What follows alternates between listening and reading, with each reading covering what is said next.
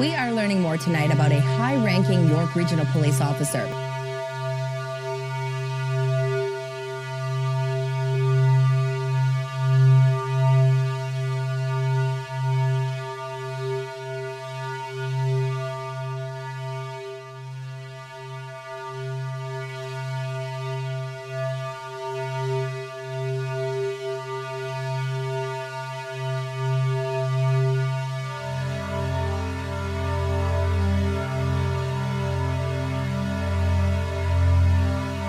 Hello everyone, and I am back with some more of this week's news. Policing news, that is. And why is it that a police officer just can't do their job? Get up, drive to work, put your uniform on, remember your oath, serve the public, be honest, go home. That's what you signed up for and swore to do, right? Not always the case. In every profession, there are always a few bad apples in the bunch. But lately, the whole basket seems rotten. And in this week's video, we look at the federal corrections system and the prison guards who themselves are turning into dirty criminals, and also a York Regional Police Staff Sergeant who isn't who she pretends to be. Let's get into it.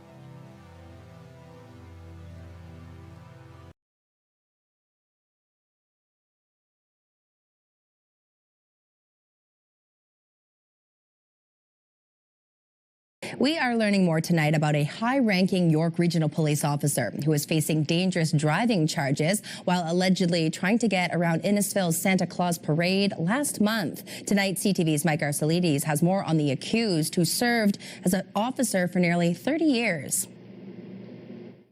This is 53-year-old York Regional Police Staff Sergeant Lori Perks. The woman South Simcoe police say was behind the wheel of this gray Audi SUV that witnesses said hopped the curb after being blocked from driving through the Innisfil Santa Claus Parade route last month.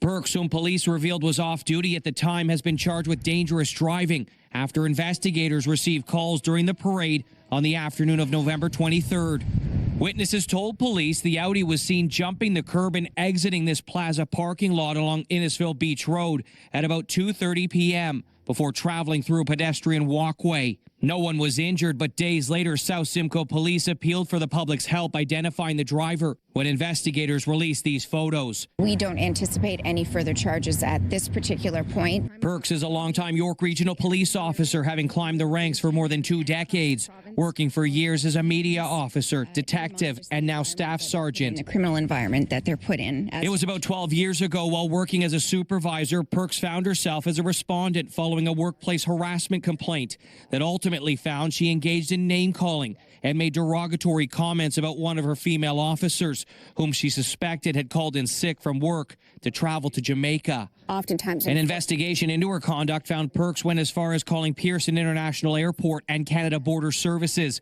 to find out whether the female officer had flown to Jamaica, where she had property with her husband. At this point, there is... Despite learning her suspicions were mistaken, the investigator said Perks provided incorrect information to management, claiming the officer traveled to Jamaica, when in fact she had not. Perks received no formal discipline and was subsequently promoted to staff sergeant.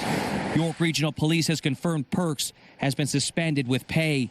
Court records obtained by CTV News revealed Perks was charged a year ago with failing to remain at the scene of a crash in Innisfil. The charge was withdrawn last month. The accused is scheduled to make her first court appearance early in the new year. The allegations against her have not been tested in court. Corrections Canada is no stranger to corruption themselves. This week revealed that Corrections Canada and its employees have had upwards of 400 misconduct cases, with 12 guards being fired. This is huge news for Canada. Sleeping on duty, complaints of excessive force, sexual harassment, and the list goes on and on. 12 guards have been fired. There have been instances where guards have brought contraband into the institutions, engaging in sexual acts inside the jail itself, and involving themselves personally with the ones they guard. Now get this. These 400 discipline and misconduct acts were within a 1-year period. You heard that right. Between 2024 and 2025, there have been 400 discipline and misconduct acts. Insubordination, inappropriate touching, sharing of protected information with offenders, and just not showing up for work. But the largest number of discipline officers were guilty of excessive use of force. It's not very surprising. But it doesn't end there.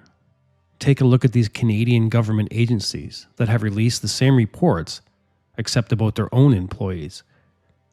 Global Affairs Canada actually has an annual report on their findings of their employees' misconduct.